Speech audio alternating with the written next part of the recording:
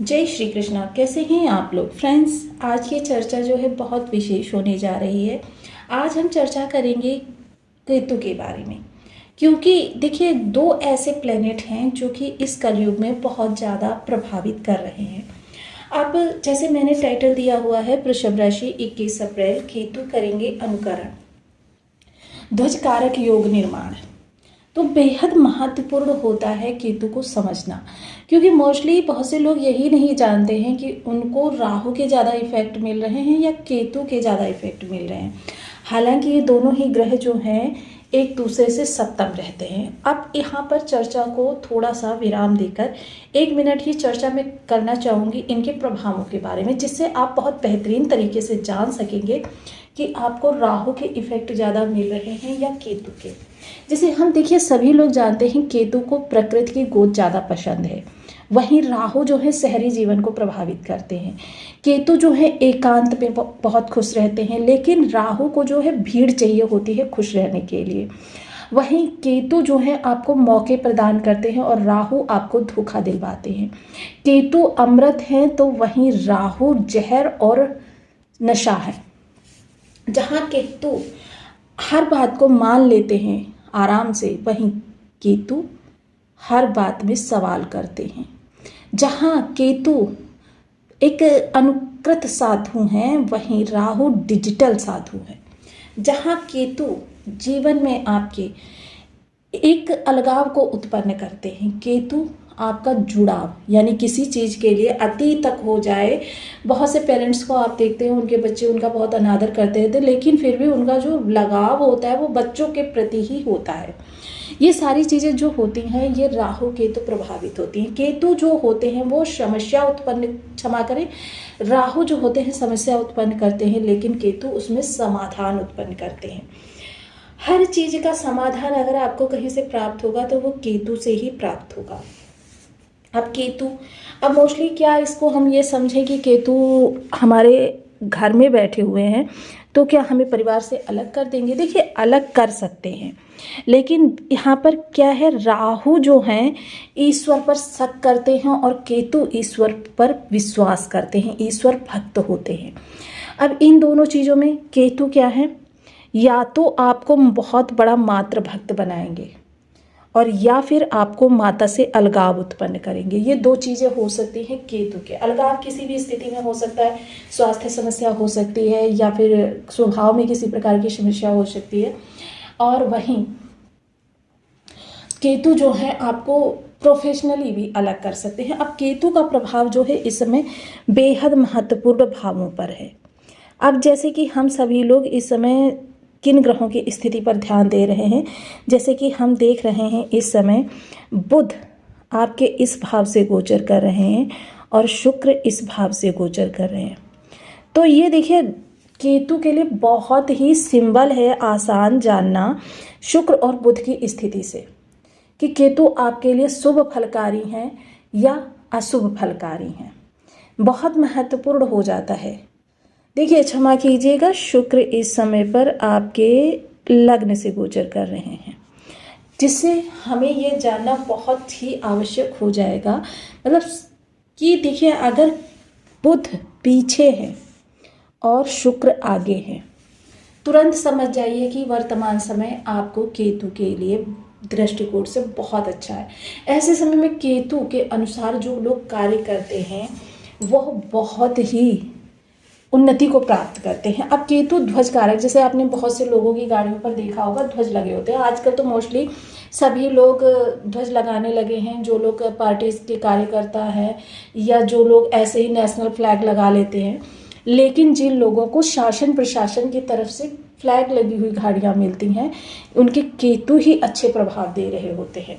ऐसे ही लोगों को शासन प्रशासन की तरफ से गाड़ियाँ जो ध्वज, क्योंकि केतु आपका झंडा फहराते हैं आपके नाम का, और केतु इतने शुभ ग्रह हैं, हालांकि राहु के जस्ट सामने होने की वजह से कभी कभी ये निगेटिव प्रभाव देने लगते हैं। अब ये चीज़ कि शुक्र अगर आगे हैं, बुध पीछे है, तो केतु हमेशा सर्वश्रेष्ठ प्रभाव अपने देने का प्रयास करेंगे। वहीं वर्तमान समय में ये सिंह राशि में बैठे हुए। अब वर्तमान समय में यह केतु की एक दृष्टि आपको बहुत बड़ा खोजी भी बना रही है। खोजी, ऐसा व्यक्ति बहुत अच्छा एस्ट्रोलॉजर बन सकता है अगर वो आध्यात्मिक मोड में चला जाए। तो जनरली अन्य व्यक्तियों को आध्यात्मिक मोड में अगर वो ध्यान मग्न होकर बैठते हैं तो उनको खुद से जुड़ने में लगभग 4 से 6 घंटे का समय लग सकता है। ये उनकी केतु की स्थिति के आधार पर होता है। लेकिन ऐसा व्यक्ति अगर किसी चीज़ के प्रति ध्यान करने लग जाए, ध्यान मग्न हो जाए, चिंतन करने लग जाए, तो वो 1 से 2 मिनट के अंदर उस चीज़ से पूरी तरीके से जुड़ जाता है। मोस्टली ऐसा व्यक्ति अगर किसी चीज़ की लर्निंग भी करता है ना, तो ये समझ लीजिए कि वह पूरी तन्मयता से पूर्ण एकाग्रचित होकर उन चीज़ों को सीखता है। अब देखिए, केतु राहु सदैव एक दूसरे के सामने होते हैं। अब केतु के बहुत अच्छे प्रभाव चाहिए, क्योंकि मैंने बताया ना डिजिटल है राहु। तो ऐसे में आपको राहु केतु को जोड़ देना हमेशा उत्तम रहता है। किस तरीके से कार्य केतु की कीजिए, लर्निंग स्किल्स को बढ़ाते रहिए और साथ ही साथ उन चीज़ों को डिजिटलाइज कर दीजिए। डिजिटल या तो सीखिए या सिखाइए। ये चीज़ें जो जब व्यक्ति करता है, बेशक वो आधा घंटे के लिए ही करे, इससे क्या होता है, दोनों ही ग्रह उसके लिए पॉजिटिव रूप से एक्टिवेट हो जाते हैं, बहुत अच्छे प्रभाव देने लगते हैं। अब आपके लिए ये किस तरीके से प्रभाव प्रदान करेंगे। यदि आपके लग्न में 2 नंबर बना हुआ है तो ये राशिफल आपके लिए है। यदि कुंडली में कहीं भी चंद्रमा के साथ 2 नंबर बना हुआ है तो ये राशिफल आपके लिए है। कुंडली ना होने की स्थिति में आप इसे नाम राशि से भी देख सकते हैं। यदि अभी तक आपने अपने इस चैनल को सब्सक्राइब नहीं किया है तो प्लीज़ सब्सक्राइब कर लीजिए, वीडियो को लाइक कर दीजिए, चैनल को शेयर कर दीजिए। इससे होगा क्या कि हमारे आने वाले हर वीडियो की नोटिफिकेशन मिल सकेगी आपको सबसे पहले। एक प्यारा सा कमेंट करना बिल्कुल ना भूलें। कमेंट से हमें बहुत मोटिवेशन मिलता है, हौसला मिलता है और ये पता चलता है कि आप और क्या जानना चाहते हैं। बहुत सुंदर योग बनाते हैं और इस योग का प्रभाव जो होता है वो जीवन में आपके आनंद की स्थिति को उत्पन्न करता है। अब जब आप डिजिटल हो जाएंगे, जैसे ये आध्यात्मिक है और ये भौतिक है। अब केतु देखिए, सिर्फ यहाँ पर ऐसा नहीं है कि परिवार के साथ आपकी विरक्ति करेंगे या आपको परिवार से बहुत दूर लेकर जाएंगे, लेकिन आपको इस समय पर परिवार के साथ वो जुड़ाव नहीं महसूस होने देंगे जो जुड़ाव एक व्यक्ति अमूमन करता है। आप थोड़ा सा मतलब अपने सत्य की ओर भी चलेंगे कि जो सत्य है। देखिए, राहु जब कार्य करते हैं तो क्या होता है, साम दाम दंड भेद व्यक्ति अपनाता है, लेकिन केतु जब कार्य करता है वो हमेशा धर्म नीति का अनुसरण करता है। वो कभी भी किसी के साथ अन्याय नहीं होने देता। बेशक उसके साथ अन्याय हो जाए, लेकिन दूसरों के साथ वो कभी भी अहित नहीं होने देता। और यही चीज़ें केतु को विशेष बनाती हैं।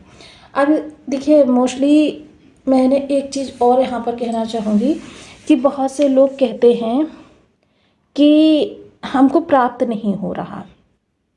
अब इसको मैं एक उदाहरण के द्वारा समझाती हूँ।